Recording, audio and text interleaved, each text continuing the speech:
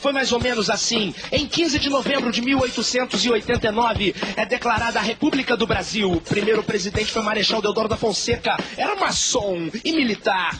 Seu ministro Rui Barbosa abre bancos e dá crédito empresarial, coisa e tal, e também cria a primeira Constituição em 1891. Floriano, Marechal de Ferro, guerreou no Paraguai, ascendeu, foi vice de Deodoro, assumiu, repeliu a revolta da Armada e a federalista, decapitou pessoas e por isso deu nome a Floripa.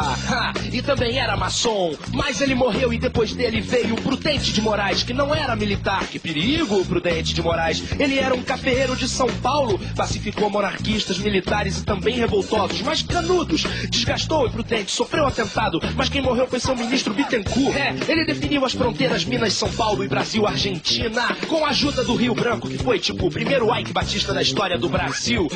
Depois assumiu Campos Salles, apelidado de Campos Selos, porque criou o imposto do selo. Fez também Funds em Loa no arrolamento da dívida brasileira.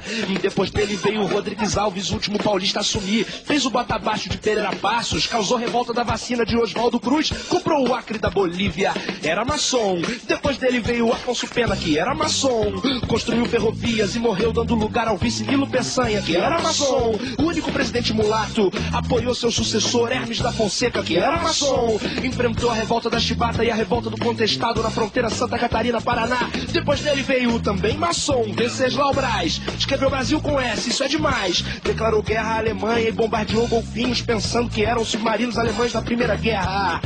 Depois dele veio Rodrigues Alves, ganhou de novo, mas contraiu a gripe espanhola e morreu. Coitado dele, quem assumiu foi o vice Delfim Moreira, que também era maçom, virou nome de rua no Leblon, tinha déficit de atenção, ficou poucos meses no poder dando lugar ao novo presidente.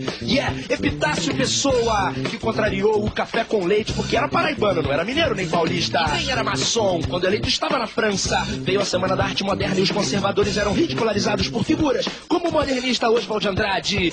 Enfrentou os 18 do Forte, metralhou 16, sobraram Eduardo Gomes e o Siqueira Campos. Depois do Epitácio veio o Arthur Bernardes, em meio ao tenentismo, enfrentou a Revolução de 24 em São Paulo, mandou bombardear a Moca, Braz e Perdiz. Caramba, essa eu não sabia.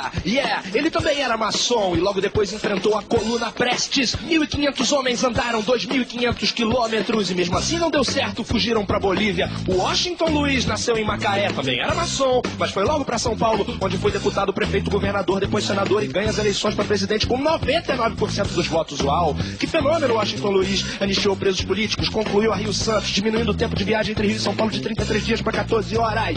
Mas como ele era um macaense paulista, apoiou para sua sucessão também o paulista Júlio Prestes. Isso não pode, contraria o café com leite. Depois do paulista veio o mineiro, depois do mineiro veio o paulista. E assim, ele não conseguiu o apoio de Minas, Rio Grande do Sul e Paraíba, que por isso tem na sua bandeira a palavra nego. E lançam então Getúlio candidato e João Pessoa vice. Deu muita briga, muito tiro, teve deputado matando o outro com tiro na Câmara dos Deputados, mas no fim Júlio Prestes é eleito, faz discurso no exterior como presidente, mas quando volta já era. Já estava instaurada a Revolução de 1930. Washington é preso, Júlio Prestes também. Veio o golpe dos militares, assume a junta provisória, que coloca no poder Getúlio Vargas, o primeiro grande populista do país.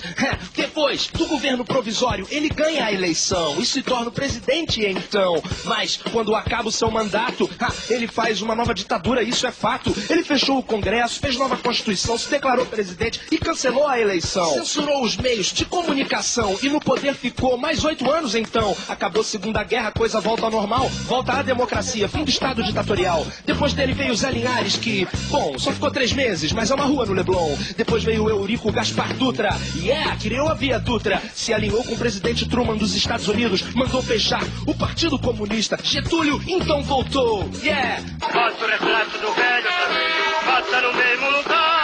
Ele criou o BNDES, Petrobras, CSN, mas ao mesmo tempo a oposição crescia. E um episódio nebuloso, Carlos Lacerda, opositor de Vargas e Major Rubens Vaz, sofrem atentado. Morre o Major e Lacerda leva um tiro no pé, desestabilizando o governo. Antes de se matar, Getúlio se despede do ministro Tancredo Neves, emocionadamente. Em agosto de 54 ele se mata com um tiro no coração, no Palácio do Catete, causando grande comoção popular. Depois dele vem Café Filho, que assume em seu lugar. Ele foi goleiro de futebol em Natal e ficou no poder pouco tempo. tempo, tendo assumido depois, Carlos Luz foi o primeiro presidente a sofrer impeachment por não querer entregar o cargo a JK, que estava eleito, e o catarinense Nereu Ramos completou seu mandato e assumiu então JK, criou o plano de metas para desenvolver a economia, mudou a capital para Brasília, projetada por Lúcio Costa e Niemeyer, criou a Sudene, rompeu com a FMI, fez a Belém Brasília, Regis Bittencourt, Fernão Dias e muitas outras coisas. O Brasil passou de rural a urbano com o American Way of Life, foi sucedido por Jânio Quadros, que era bem maluco, fez o Parque do Xingu, criou royalties, condecorou Che Guevara, e depois dele quem iria assumir era o comunista João Goulart. Isso deu o que falar. Em 31 de março rolou a ditadura militar. Assumiu Castelo Branco, galinhadura, medo, censura, violência, opositores exilados. É um absurdo, não sei o que lá. Depois dele veio Costa e Silva, uma junta provisória, Emílio Médici, o Carrasco Azul. Depois dele veio Ernesto Geisel, que já enfrentou uma recessão, sentiu o peso da oposição. E aí, começou o final do medo com o governo Figueiredo. Foi um período negro, não dá nem pra falar. Muita resistência, revolta popular. A situação não podia mais se sustentar. Bye bye, ditadura militar. Em 84, direta já, o povo vai poder votar.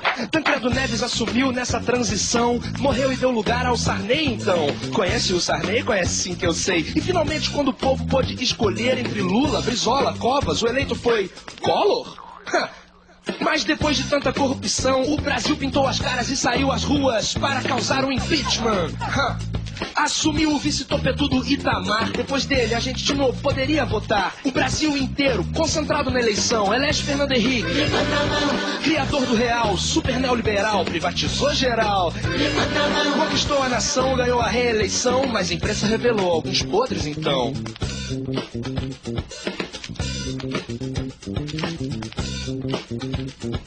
Depois, finalmente, a esquerda, o povo vota. Lula é eleito, depois de 3 derrotas. E o Lula se elege de novo pro segundo mandato. Ele é um cara pop, isso daí é fato. Assistência para o povo, o Brasil cresceu. Mas muito escândalo também aconteceu. Uns dizem que melhorou, que o Brasil está legal. Outros dizem que o Brasil continua meio que igual. E o próximo capítulo, você quem vai falar. E agora? Quem será que vai ganhar?